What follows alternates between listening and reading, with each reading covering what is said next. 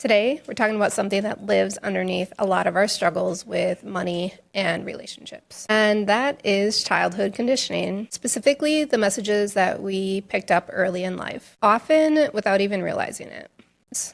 These messages told us who we needed to be in order to be loved, accepted, and specifically to feel safe. Specifically, the messages that we picked up early, often without even realizing it, that taught us how we should be loved, how to be safe, and how to belong. And these are called unconscious beliefs.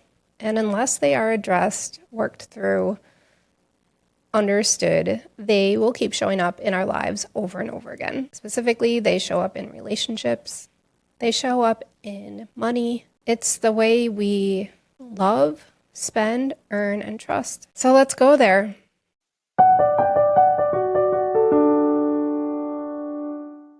What is childhood conditioning? Childhood conditioning is the silent script of our own identity. It's the patterns that we absorbed before we had language to describe how we were feeling. It's watching what our parents do, what they argue about, what they get happy about.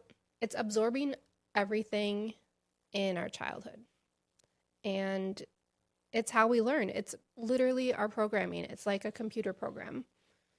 It's inserted into us, and unless we learn to become our own programmers, then we just don't ever change. Here's an example.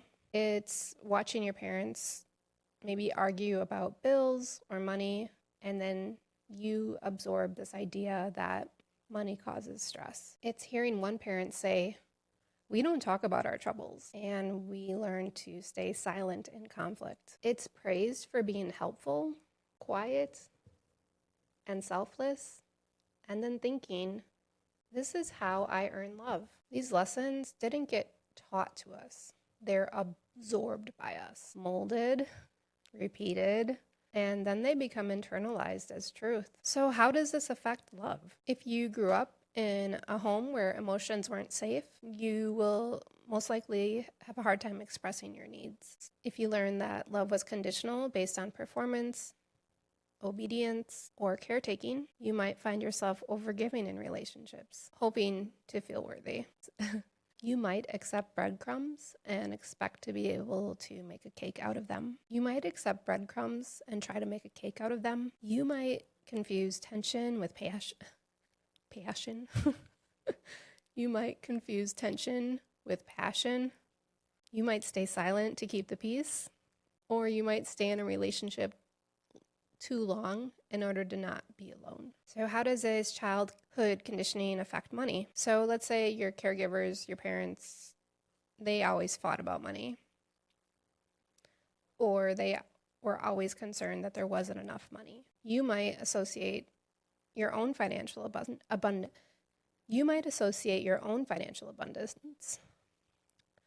You might associate your own financial abundance with this conflict, with this chaos. If you heard, "We can't afford this," on repeat, you might feel guilty for wanting more. Or maybe you learned that your worth is tied to how hard you work. And so rest feels lazy, ease feels unearned, and wealth, that feels like something other people have earned, but not you. Here's the thing. These patterns are not your fault. You didn't choose them. You didn't create them. But you can change them, because awareness is the beginning of healing. So how do you start rewriting your own story? Let me give you the steps. Number 1, identify the script.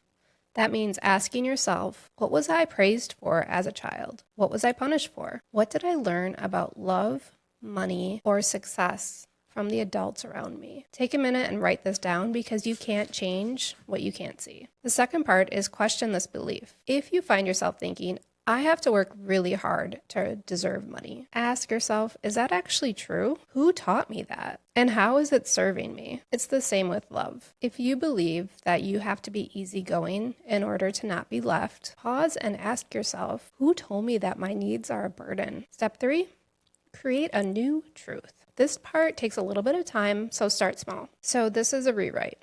When you find yourself thinking, "I'm only lovable if I'm perfect," replace it with, "I am lovable just as I am." And replace, "Money always gives me problems," with, "Money is a tool I'm learning to use with ease." And you need to do that with every one of the stories that you've been telling yourself. These beliefs, these new beliefs, are not going to feel true these new beliefs aren't going to feel true at first. You've had a long time to develop the old patterns and the old conditioning. Your nervous system is wired to the old story, but with repetition, safety, and time, it will begin to shift. And here's a quick reminder when things get too heavy. You are not broken. It's not too late. You are not the sum of what your parents did not know how to give you.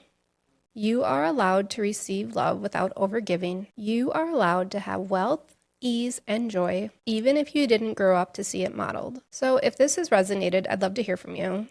Leave a comment below and share. What's one belief you're ready to let go of? Or what's one truth that you're reclaiming for yourself? And if you're going on this journey of unlearning and healing, please subscribe.